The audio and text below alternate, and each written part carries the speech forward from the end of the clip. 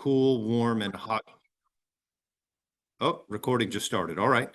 We try to stick to cool, warm, and hot temperature as our descriptions of these reducers, so you know what temperature range to choose which reducer for the product that you're spraying. So as a general rule, there's a couple little variances in all of our product lines, but as a general rule, cool temp reducers formulated to evaporate properly up to 70 degrees.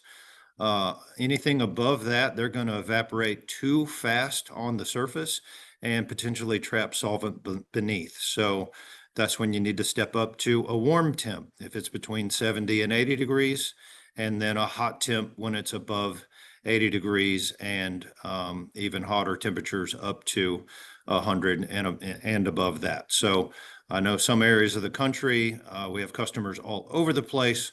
Florida, Texas, Arizona, out in the super hot places in the country, it can get really, really, really hot, and we have retarder for that, which I'll talk about coming up later in this presentation. But cool temp, warm temp, and hot temp, generally these are the temperature ranges you want to use these reducers in. The reducer you choose, I assume everyone on this webinar is a Matthews Paint user already, but if you're not, I'll give you a little bit of info of Matthews Paint. Our top coats, all of them, every top coat that we have, all mix 3 to 1 to 1. That is 3 parts of paint, 1 part of catalyst, and 1 part of reducer. So reducer is 20% of the entire mix of everything that you're putting together to spray onto your project and make it become a cool color for the end user. These reducers are very important, and they have 3 very important jobs. The first is they thin that paint down enough so that it's sprayable, so that it'll come out of the gun, it'll atomize into the droplets and travel through the air, land on the surface, and make the paint flow, level out when it lands on the panel. They keep what we call a wet edge, meaning you don't want the paint drying as you're spraying across the project that you're painting. You don't want it drying too fast over on the other side, because overspray that's coming out of your gun, it's going to land on top of that and be rough and grainy. You want it to stay wet and smooth the entire time you're applying the paint. And then they should stay wet on the surface for roughly 5 minutes to 10 minutes on the long side. And that helps all the paint level out, become perfectly smooth, give it good adhesion, give it uniformity in appearance, and let it dry properly. But as I've talked about already, temperature is only one of the factors that we have. Time, thickness, and airflow are some of the others, but also size of the job that you're doing. The bigger the job is, you could mean that you need to use a higher temperature reducer, even though the temperature range isn't defined as the temperature that your reducer says on the can. What I mean here is, if you're painting, let's just say something the size of a standard American flag, 3 feet by 5 feet. I call that sort of a medium-sized job. And a panel that size, I call that a medium panel. You can look at your temperature, and you can look at your temperature range on your reducer can, and you'll be right in the sweet spot for painting something that size. But when you get into really big projects, things that have to hang from cranes and things from the future, that from the ceiling, that not from the future, from the ceiling, that are really big and take a long time to get all the way around and put a coat of paint on, you're in there for a lot longer with the trigger pulled on the gun, creating overspray, and you want your reducer to stay wet and open on the surface the entire time you're in there spraying that. So what we recommend is the larger jobs, even if the temperature was only 75 degrees, we would want you to step up to the warm temperature reducer, or even the hot temperature reducer, step up a notch in temperature range on your reducer to help paint those big, large jobs and keep that wet edge. And what we want you to remember, the main thing is the reducer choice does not speed up or slow down your cure time, which is everything that happens after the job is painted. Reducer is all about your application. Your reducer choice is everything has to do with when you pull the trigger on the gun, spraying the paint through the air, that initial leveling and the paint laying down and looking uniform and that perfect satin finish that Matthews is famous for. Accelerators are what we look into for speeding up the cure time, and that speeds up everything that happens after it's painted. The reducer choice, this is your choice for spraying the paint, making it lay down, making it look right. This chart is published on our website. It's also published in our training manuals. It's all over the place. And we have one update in here. So what is published out there, there's a couple little changes. I will note that the blue circle up in the top left corner, this is our chart for our conventional reducers. These reducers go in our N-Series product and our SOA Gloss Series product. We also have these charts published for our low VOC paint, which is called SV, and our ultra low VOC, which is MAP LVS and MAP LVG. But the change on here is the one at the bottom, 6379 SP. That used to be our cool temperature reducer, and for years, we struggled with this reducer. Paul and I, as tech reps, we get the technical calls and the technical problems and the questions when things go wrong, what happened? And more times than not, 6379 was the culprit. People misunderstanding what a cool temperature reducer does and what its intended use is. And they were using it thinking their paint was going to go fast. One thing you have to remember is a can of paint, the catalyst you use, every product that you have is liquid in the can, and part of that liquid that is in that can is solvent that gets put in there at our factory, at the plant when the product is made. It makes them liquid, it makes them pourable, it makes them work right. So even using a fast evaporating cool temperature reducer, it dries so fast on the surface, all those other solvents that are already in the can, they don't have a chance to evaporate out properly in the flashing process. So with all the problems 6379 caused, we discontinued it, 2 years ago now. It's been a minute, but we don't have it anymore. And 45280 is now our cool to warm temperature reducer. So it covers both. We did not change 45280. It's exactly the same as it always was, but it evaporates plenty fast for even painting small jobs in cool temperatures. You will not be affected by long flash times with 45280. But you can see 45290 on there, 6396 above that, and then our 45251 retarder above that, and more on that later because it requires some attention when you mix it, but I'll end on that. Here's the pictures of our hot temperature reducers for N-Series and SOA. These are our conventional lines. 6396 SP is our hot temperature reducer. These are the ones you want to use when it's getting hot. And when I say hot, I mean 90 degrees or above, or 80 degrees and above, and you're doing a large job. Both scenarios, step right on up to the hot temperature reducer and everything will be better for you. And our low VOC, or what I call our medium VOC line, which is SV, we have 6302 hot temperature reducer. This is our low VOC version, but also in this line, we have an exempt reducer, which is 6372. Just slightly different numbers and slightly different ingredients that are in this can. And for any folks that are on here in Texas, especially the Houston area, they have a lot of low VOC regulations around there. And if they're 3.5 VOC regulations, you're fine with 6302. If yours is down to a 2.8 VOC regulation in your area, we do have 6372 available for those areas.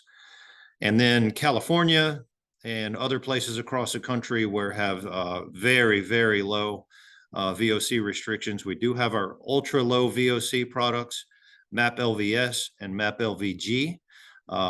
Not hard to figure out. LVS is satin and LVG is gloss. So we have both systems there. And for those systems, we have MAP, LVRS, which is LV reducer sprayable. That's what that stands for. LV reducer sprayable 03 high temp reducer with pot life extender. And that is our hot temperature reducer for the ultra low VOC lines. One thing to note here, I want to just make sure I point this out. If you're using in-series, SOA, or SV, and you need to intermix any of those things, you can without issue. If you're using SV, it is going to raise the VOC if you use a conventional product in the low VOC satin stuff, but they work together chemically. They'll work together just fine. The ultra low VOC things, they all come with those green labels. They're bright green. They're very different. And if you notice, even our numbering system is different. It's MAP dash and then whatever the product is. So do not ever, it's different chemistry, our ultra low VOC stuff. So do not ever, please avoid mixing anything from our conventional or our regular low VOC line with any of the ultra low VOC lines. Those should always be kept separate. They're very different from each other. So we talked about reducer, and I can jump right over here into accelerator, or I can pause for just a moment right here and see if there's any questions. If anybody wants to raise a hand or speak up, I can recover anything on reducers at this point, or we can go right into accelerator. Anything out there, Chris?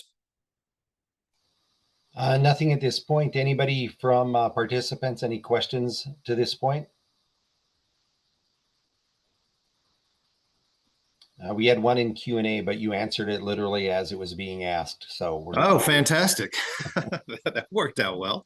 I'll keep an eye on it. All right, thank you. All right, well then continuing on. To review quickly, 1 point, reducer is all about your application. It's all about spraying the paint laying down smooth, everything working good and looking good and uniform. If you want speed, you can get speed in low temperature, you can get speed in high temperature. You get speed from accelerator because speed is about everything that happens after the paint is sprayed. So the paint gets sprayed on there. It needs some amount of time to evaporate and flash, but drying and fully curing takes much, much, much longer. There's a chemical reaction happening, and that takes days, if not weeks in some scenarios. So if we want to make this process faster, if you've got a job that needs to be assembled, you got to put vinyl on it for the graphics portion of something on top of something that has been painted. If it's a hot job that needs to go quickly and you got to paint it and assemble it and wrap it and ship it, all probably much faster than we would recommend, but really quick, accelerator is going to get you to that point. And accelerator is what's going to give you your speed. So reducer is about application, accelerator is about speed. So yes. Jay had a question regarding humidity consideration. Does humidity play a role in this? Do you want to touch on that? Humidity does play a role. Humidity, we list our times at 50% humidity, thinking, that's sort of the baseline area. Humidity played a much more important role before isocyanates and true catalysts came into the picture. When paint was lacquer and enamel, humidity was a big problem and would make your paint blush and fade out. And people that painted cars back then would have to buff them up to make them shiny. Humidity does affect Matthews paint, but at a much lesser degree than temperature does and all the other factors that we've listed out. The catalyst that we put in our paint, I just said the word a second ago, it's isocyanate. And isocyanates like heat and they like moisture. They're attracted to both. So part of the recommendation, where we recommend all the safety gear, face, lungs, eyes, skin, everything all covered up, because the isocyanates are actually attracted to you when you spray it like a magnet. So they want to come on you and get in on your skin.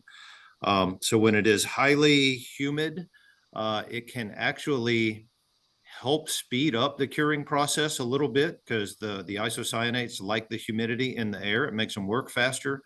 But at the same time, the highly humidity air accepts the solvent slower, and so it ends up kind of balancing itself out. The chemical reaction is happening a little bit faster, but the solvent's coming out a little bit slower, so it ends up being mostly neutral. You may experience slight slower flash and cure times in highly like Louisiana swamp conditions, where you're literally spraying inside of breathable water, the air down there in that area of the country. So that would slow it down a little bit, but typically the rest of the country, not a big issue. Good Great deal. question, though. And Great question. I do have another question here from Cynthia, and she's wondering if we're painting a large substrate that is propped upward like a hotel sign, and we step up Mm-hmm. the reducer to maintain the wet edge, are we at risk of paint dripping? No, that is all in the application. So when paint runs, generally it's from the gun getting too close to the surface instead of maintaining that proper distance. And when you do get a drip or a run or a sag in any paint, it's not because too much paint is right there in that area. It's because too much solvent is there right in that area. So when you're painting, if you get the gun too close, not enough solvent has time to evaporate between the gun and the panel. And when your gun is too close, it floods it all on, and that's what makes it run down. So using the higher temperature reducer doesn't change that at all, and you can maintain that 6 to 8 inches distance, the proper distance, so that the paint is working right going through the air. Great question. Thank you, Dwayne. Mm-hmm. So back to the presentation, if we want speed, we get speed from accelerator. And we have three choices, really. If you use our ultra low VOC, you have a fourth. I didn't mention it on here, but we got three. Two of the three, if you use in series, are going to kind of be your standard accelerator choices. And the one in the green can there, obviously, like I said before, MAP LVA 117. It is for our ultra low VOC product line, and it is formulated specifically to not raise the VOC level of those products. So it's a great accelerator, works just fine. You can use, this is the only green can that you can use in your in-series and SOA stuff without it having a bad effect, but the other two are better for the in-series and the SOA. And the other two can also be used in the green cans. So your 287, 437 HS standard accelerator and your 287, 484 turbo accelerator, both of those can be used in series, SOA, SV, and the ultra low VOC.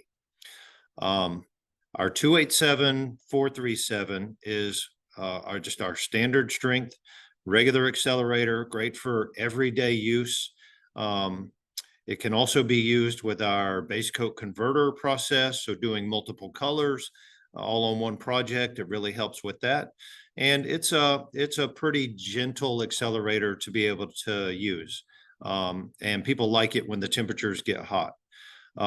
Turbo accelerator, the 287 484, is 3 times stronger than our standard one. So it packs a bigger punch, and it kicks that drying curve up a lot steeper, a lot quicker than the regular accelerator does. So experienced painters and shops that have been painting for a long time, they can use turbo 287 484 without issue.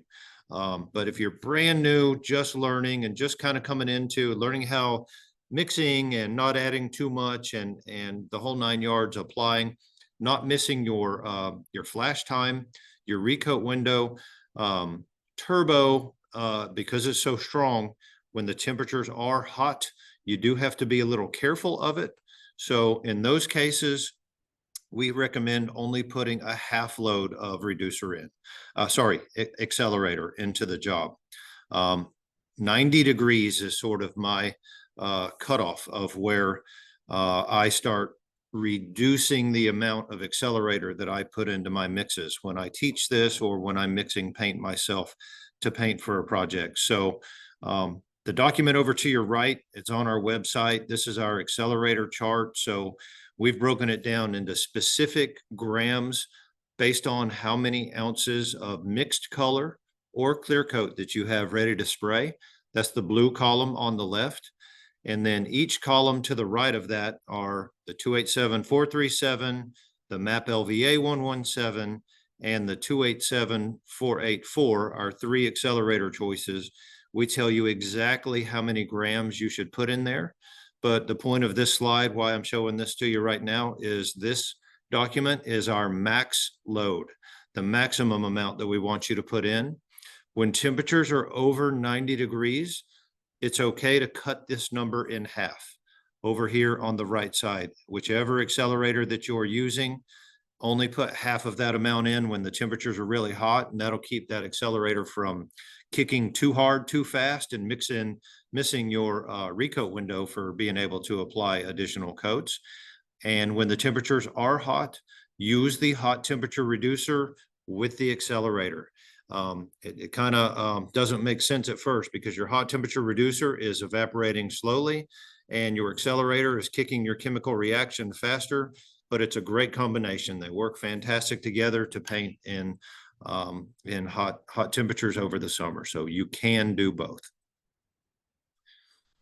When we get really big jobs in Florida, Texas, Arizona, and across the bottom of the United States, this is the retarder I was talking about. So as temperatures reach 100 degrees and get above, I know it does get that hot and stays that hot in some parts of the country. Or if it's in the 90s and you're doing really large jobs, we have 45251 SP retarder is what this product is called. So here's the important thing that I want you to remember about retarder if you choose to use it. It does not get mixed in 100% as your reducer in the 3-to-1-to-1 mix. So I've got 3-to-1-to-1 spelled out right here. You don't use 100% retarder. It's too much, it's too slow. You'll be waiting days for it to evaporate. You mix retarder with 6396 reducer and you mix 3-to-1 to a half to a half. So you basically mix these two together 50-50, and then that becomes the one part of your reducer. I want to be crystal clear with that. So do not use one part of retarder completely. You'll be calling my number that you got on the second slide back there, and you'll be cussing me out because that'll be a bad day. So mix those two together. And the other thing to note is we only have retarder formulated for our conventional products, our N and SOA products. You can use it inside of the SV product line. It will raise your VOC above those limits though, so be aware of that. It's only formulated to go in the N and SOA, which are our conventional and high VOC products. That is most of our business, but if you use SV, you can use it. So in review, I've been going almost 35 minutes here, so we got plenty of time for questions or any other comments at the end. But in review, just to kind of sum it all up, your reducer choice, use hot temperature reducer when the temperatures are hot. This is going to help your application. It's going to help the paint lay down smooth.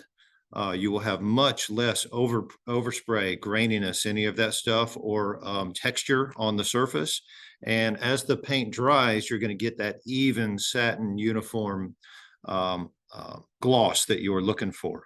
And when you want speed, speed is everything that happens after application. You use accelerator.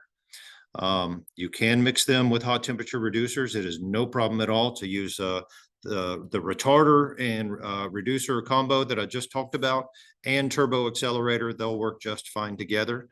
And this will give you faster assembly times, shorter times to apply vinyl, doing multiple colors, even wrapping and shipping. You'll be doing all that stuff within days instead of having to wait a week. So accelerators give you speed, reducers make application all that much better. And that's my presentation. I will leave the floor open now for any other questions or anything else that might come in.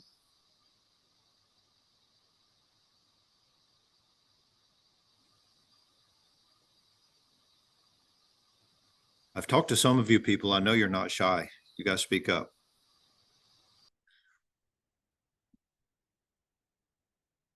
Oh, we got a couple in there. You're muted, Chris, if you're talking. I see. I just got muted here. I'm sorry. Is there a respirator mask that we recommend? And I think probably refer to our website for that. I think we have some recommendations on there. Yes, we do. It's completely spelled out in 30 plus pages of our training manual. If you go on the matthewspaint.com website, under guides and resources, our full training manual is in there. We do not recommend a respirator. Matthews Paint only recommends full fresh air, air supplied breathing in painting application on paper. That's what we recommend. That's the safest way to apply paint. We fully know and we're fully aware that 90+% of the painting that is done with our products are done with just a regular cartridge respirator. Make sure that you're changing those out regularly. Make sure that they're sealed in the bags that they come in when they're not being used. Those things are only good for so many hours when they're open and exposed to the air because of the charcoal in them. So they're disposable for a reason, and make sure you're changing them out quickly. All right. We've got a question here from Kristen asking, what are the top 5 paints you sell? I would say N series. Do we want to go beyond that, or the top 5 paints? Yeah. So we have 5 product lines. So the top 5 are all of them. So N series is our number 1, satin finish, right? conventional VOC. The gloss version of that is SOA. Much lower use of that, but big in the amusement park people and sign shops too when they do need a gloss finish, but it's rare. Then the third one would be our SV line, which is just like our N series satin finish, but lower VOC formulation. It has its own separate catalyst and its own separate set of reducers to stay low VOC. And then the other 2 are our ultra low VOC, the LVS gloss, satin, and the LVG gloss, which are big used in amusement parks, big in California, and a couple of other areas of the country that have stricter VOC limits. That's our ultra low VOC. Those are our Matthews Paint, the 5 top coat systems that we offer. And we have primers, clear coats, additives, everything that goes along with those top coat systems to make a complete system to paint any substrate in the sign world from top to bottom and be able to do that successfully. Kristen, hopefully that answered your question. If not, please feel free to reach out to us. Alyssa had asked when doing 3 to half to half. I think we're missing one in there. I think we mean 3 to 1 to half to half. Right. Are we using a catalyst as well? Yes. So she left the 1 out of that, and that is correct. That is what the catalyst is. So it'll still be 3 parts of paint, 1 part of catalyst. That'll always be the same because that's where the chemistry happened. That 1 part of catalyst to the 3 parts of paint, our really smart chemist people that are in the lab, they can study the molecules and they know how they can connect together. And so 1 molecule of catalyst can attach to 3 molecules of paint, no more, no less. So 3 parts of paint, 1 part of catalyst always. And then instead of 1 part of reducer, you got half 6396 and half 45251. So it's just 3 to 1 to a half to a half. You can mix those 2 reducers in another cup over to the side and then do your 3-1-1. That's okay too. Good deal. Alyssa, hopefully that answered your question. Then I've got another question here from Dennis regarding anything on converters versus accelerators. Oh yeah. All right. So converters are a base coat converter. We only have 1. It's our base coat converter, and that product serves 2 purposes. Base coat converter helps tremendously if you're spraying a what I call a hand mixed metallic color, meaning not a metallic color that comes from us as a factory pack. If you've got a color code or a corporate color that has metallic flakes in it that you mix yourself off of your Matthews mixing bank, those can in certain times be a little difficult to spray. And the reason is you've got metallic flakes and you've got a thick paint film, meaning single stage. Matthews paint is a single stage. So single stage is color, gloss, protection, and flake all in one layer. Cars aren't painted that way. Cars are painted with base coat, clear coat. They're two different layers. So one layer does the color and the flake, and then another layer does the gloss and the protection from the sun and the elements. Matthews paint, being single stage, does it all in one layer. And that one layer becomes in paint pretty thick. Single stage is much thicker than base coat. So when you have a hand mixed metallic color with those flakes in it, those flakes tend to swim around and settle strangely, and they can be blotchy. They can sort of clump up in different areas, and it's hard to get them even and uniform on some of the high metallic silvers and golds that you mix up. So base coat converter helps tremendously spray in a color like that. It takes that single stage paint, thins it down to a base coat, and allows you to apply it, control all those flakes, and have everything look good and uniform. Then you're putting a clear coat over the top when you're doing a base coat converter for the protection and for the gloss level. The other thing base coat converter does is doing multiple colors all on the same job. Like, so big cabinet, a big sign, a big something, and you're doing 3 or 4 colors on it.